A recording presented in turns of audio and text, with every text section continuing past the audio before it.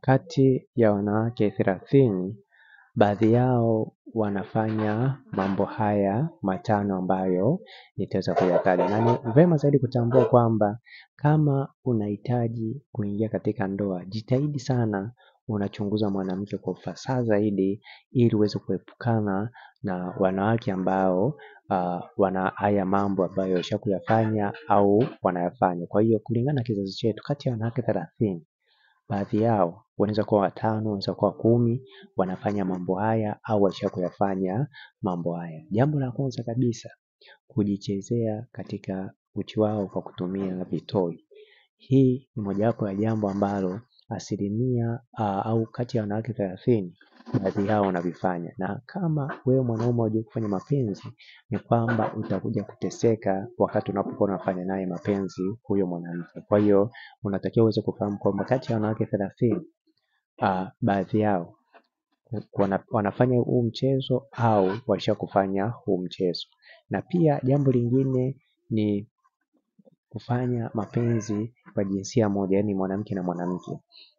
Hili pia ni mojawapo ya jambo ambalo wanawake, baadhi yao kati ya wanawake 30, baadhi yao wanaweza kuwa washakulifanya, yani kufanya mapenzi ya jinsia moja, mwanamke na mwanamke. Kwa hiyo unatakiwa kuwa makini unapokuwa unatafuta mwanamke wa kufunga naye ndoa. Yani ukishika wanawake 30, wanaweza kuwa 2, 3 au 10 wakawa washakufanya huu mchezo au wanaendelea kufanya. Na pia jambo lingine la tatu ambalo mwanamke kati ya wanawake 30 wanaweza kuwa washalifanya ni kujiuza kwa ajili ya kupata pesa. Hili pia ni mojawapo ya jambo ambalo wanawake 30, baadhi yao wanaweza kuwa walishakulifanya. Yani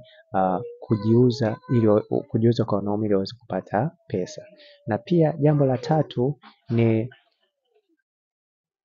ni kutojali utu wao kwa ajili ya kupata maslahi fulani. Yani kuna wanawake ambao hawajali utu wao kwa ajili ya kupata maslahi fulani. Kwa hiyo kati ya wanawake 30, baadhi yao wanaweza kuwa wanafanya hiki kitu.